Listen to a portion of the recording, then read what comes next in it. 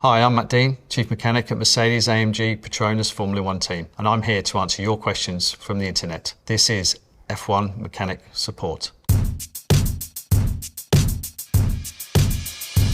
This question is from the Tools subreddit. Mechanics, what is your favourite or most underrated tool? Some of the tools that we actually use are quite different to what you would use on a regular car. They can be quite small. A big mechanic's favourite is this one. It's called a bit driver. Super low profile, we can change the bits over it quite easily, and it's really good to getting into really confined spaces on the car, underneath the bodywork and the fairings and all the winglets on the car. Actually, let's go and have a look at the tools.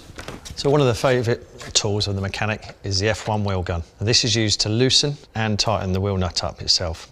Unlike regular road cars, we only have one wheel nut. So as the car comes in, the mechanic has to line this wheel gun up with the wheel nut. He goes on, pulls the trigger. As he comes off, changes direction on the wheel gun. New wheel is fitted, and then he comes back in, pulls the trigger to tighten the wheel nut up. Once he's finished, he's lifting the wheel gun up in the air, pressing the button here to acknowledge that that wheel nut is tight and the car can leave the pit box. All of this happens in less than 2.2 seconds. And this is your regular leaf blower. We use this to cool the engine down as the car comes into the pit box, and also to cool the brakes. So we've worked with Einhell on this tool to ensure we get the maximum airflow through the brake ducts and through the radiators of the car to cool them down as quick as possible. So now I've showed you a couple of the tools. Let's get back to some more questions. Our next question is from YGG. Dumbest way you've ever lost a tool? Probably shouldn't say this if Toto's watching, but I was fitting a fuel cell to the car, which made out of a Kevlar, very flexible material. You put the fuel bag into the car, and you've got to get your hands right in the corners to try and get the fuel bag to expand within the cockpit itself, the chassis itself. I didn't have long enough arms, so I used a hammer, a rubber hammer. Used it, poked the fuel bag out, fitted the fuel bag fine, fitted the rest of the fuel system, buttoned all the top hatches on, so it was all ready to go. Sent the car out, and it was probably about a race later that I'd realised I'd lost my hammer and it was left in the fuel system. We've had other issues where tools have fallen out of mechanics' hands and they've gone down in between the V of the engine and the gearbox bell housing, and all the rest of the mechanics just look at each other and go, oh my God, now we've got to pretty much take the whole car apart to try and fish this socket or the spanner out of where this mechanic's dropped the tool. So normally he's buying the beers on that evening. A Cora user asks, what is more important in Formula One, the car or the driver? Obviously we as mechanics would say the car, drivers will say themselves. An age-old question really. Everything has to work together. The car, the engineers, everybody back at the factory, the engine side of Brixworth and the driver. It's a team sport, and that's why everybody works together to try and get those final tenths of a second out of the track time. This is from Fogarty4, how to become a Formula One mechanic. I get asked that question a lot, and I think the best advice that I could give you is learn how to use spanners, learn how to use ratchets, and whether that's from when you're a little kid repairing bicycles, repairing motorbikes, building go-karts. There are a number of colleges, and there's a couple of colleges at Silverstone, I believe, that you can go there, you can train, but actually getting that hands-on experience is vital. We often take people from the lower formulas, they start in Formula Ford, move their way up to Formula 3, Formula 2, so it's a great training ground for mechanics. And then once you get to us in Formula One, you know how to use your spanners, you know how to use torque wrenches. You've gone through your training, you've dabbled with bicycles when you were a kid, you've worked on your motorbikes, you worked on your go-kart, you've gone to college, you've got all your qualifications. What do you do next? You've got to get yourself seen. Pester me. Pester the guys that are working on the team. Drop them some emails, get yourself noticed out there. But certainly, if you're working in the lower formulas, Formula 2, Formula 3, they support a lot of the F1 races, so it's great, you're in there, you're travelling with the teams, so you get to know other people, and that's super important. Next thing you've got to deal with is strapping George Russell in the car, on the grid. You've got to deal with that pressure and, getting used to the amount of people around you, the cameras, and dealing with all that side of Formula One, the travel, and just working within a team environment, being a good team player. From Gonzo5622, do F1 mechanics get angry when their driver crashes? Yes, definitely, some more than others. I try and remain calm, but there's a lot of the guys, the younger ones especially, they can get quite upset about it. Obviously, we're at the end of the chain. There's thousands of people back at the factory producing all the car parts for us to assemble. the car goes out on track, if the driver has an accident into the wall or something fails on the car, then it's an awful lot of work for us to start putting that car back together. And we have to do it often after P1 or P2. There's a short amount of time for us to repair those cars, so it's all hands on deck to get that finished and the car back out on track. So next one's from Mean Divide 490. Explain like I'm 5. Why are F1 drivers hot if wind is coming at them at 200 to 300 kilometers per hour? Often we're working in places like Singapore, Qatar, where the ambient is, 34, can be 38 degrees. You've got to remember these drivers are sat in a really confined space. They've got an engine that's running behind them, incredible high temperatures. They've got the brakes that are raging hot in front of them, and they've got all these electrical boxes that sit around them. So the temperatures in the car can get as high as 48, 50 degrees. And in fact, now the drivers are wearing cool suits to try and cool them down during the race. Also, there's small ducts in the side of the car that blow cool air over the drivers to try and cool them down during the race. But you'll see in often races, the drivers will get out of the car, they're absolutely maxed out. They're so hot, they can hardly stand when they get out of these cars. Our next question is from Great Emu War. Explain like I'm 5. In Formula 1, why aren't all the drivers given the same car to test who is the fastest? It's kind of Formula 1 really. Each car is designed by a different team, so they will always interpret the rules differently. And also we've got different engine manufacturers. So it's not a one-make series. Everybody designs their own car, and it's who does the best job will win. So this is a question from Calvasource. How does F1 team manage to repair their cars in under a week after a horrible crash? Often we have to do it in a lot less than a week. Our shortest time period over a race weekend is from P3 to qualifying, which is 3 hours. So we have to repair that car in that time. Parts will obviously come back to the factory then to get made again. But yeah, we're often rebuilding cars in less than 3 hours. If we have a big accident and we do have to repair the car in 3 hours, then what we'll try to do is pull some of the mechanics off the other car. Obviously, we have 2 cars in the garage. We've got a group of 15 mechanics on one car, same on the other. So if we are trying to repair, say, George's car, then we'll take mechanics off of Kimmy's car to start rebuilding that one. I remember there was a time in Monaco where we were a very short period of time to get the car ready for qualifying. We literally had 2 people on one of the cars and everybody else was on that one trying to get it ready for qualifying. So next one's from M Green 888. What hand tool brands do F1 mechanics use? Lots of teams up and down the pit lane are using a variety of tools, but above and beyond the normal spanners and the torque wrenches, ratchets that you see, we'll work with different partners, and one of our partners is Einhell.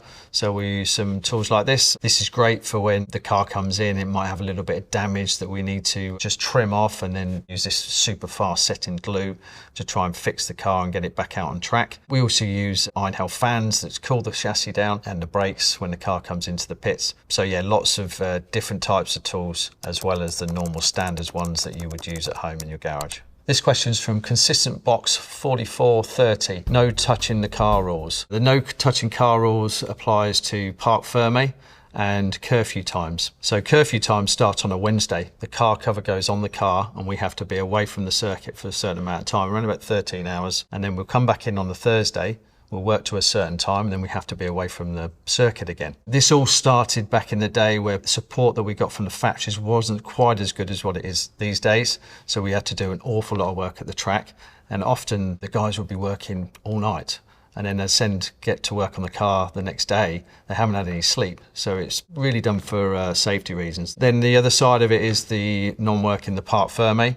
After qualifying, the rule is that you cannot touch anything on the car, you can't work on the car at all. We can take body work off, we can examine, we can change fluids on the car, but actually physically changing any of the setup or anything like that, we're not allowed to do.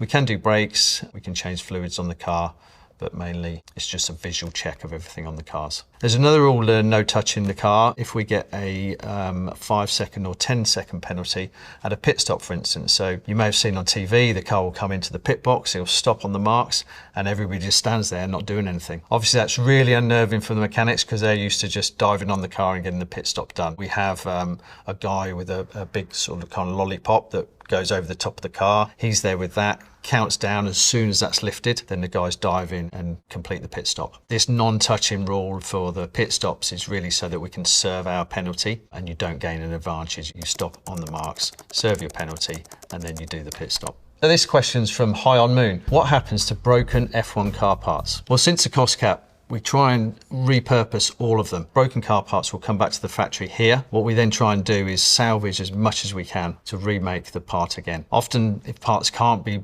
redone or repurposed, then they'll get made into some sort of trophies or memorabilia. Obviously, in the cost cap regulations that we have to work to, everything we spend, if any of the car parts are broken, it all comes out of the cost cap. So we need to be really careful to manage those parts and either repurpose them or try to recycle them. Next one is from Von Schitzelberg. Explain like I'm 5. Why all the F1 race cars look the same? Because we copy each other. Same as road car manufacturers. Obviously, everybody is working to super tight regulations. There's different teams will interpret some of the rules differently, but if you have a long stretch of rules that have been very similar, as they have been in the last few years, then the cars all evolve to be looking exactly the same. Cowboy N7 asks, do F1 teams have specific groups of mechanics that specialise in certain aspects of the car? Absolutely. We've got guys that work on the front end of the car, the rear end of the car, hydraulic systems, gearbox systems, and obviously there's all the engineers that are telling all us guys what to do. Overall, the car has 15 mechanics that are working on each car. Next question is from Quora. Who decides a driver should make a pit stop? It's definitely not us as mechanics. We're there to perform the pit stops. And there's a number of strategists back at the factory in what we call a RSR, race support room. And then we have a strategist at the track as well. The guy at the track will be the final call to make that pit stop, which then he will speak to the sporting director. We'll know what set of tyres that we're going to fit to the car. The sporting director will come on to me, and then I will direct all the mechanics out to perform the pit stop. We're always mandated to make one pit stop during the race. We have to fit a different compound of tyres to the compound of tyre that we've started the race on. But you can do that at any point during the race. Car will come in. It's my job and the rest of the team to make sure we get the right tyres on the right car. Involved in the pit stop, we've got around about 24 people, 3 people on each corner, and that involves a gunman. As a car stops, he's gunning that wheel nut off. The guy taking the wheel off pulls the wheel off, and then you've got the other guy with the new wheel will come on with the new wheel. Gunman then guns that up, presses a button on his gun. The stop is done.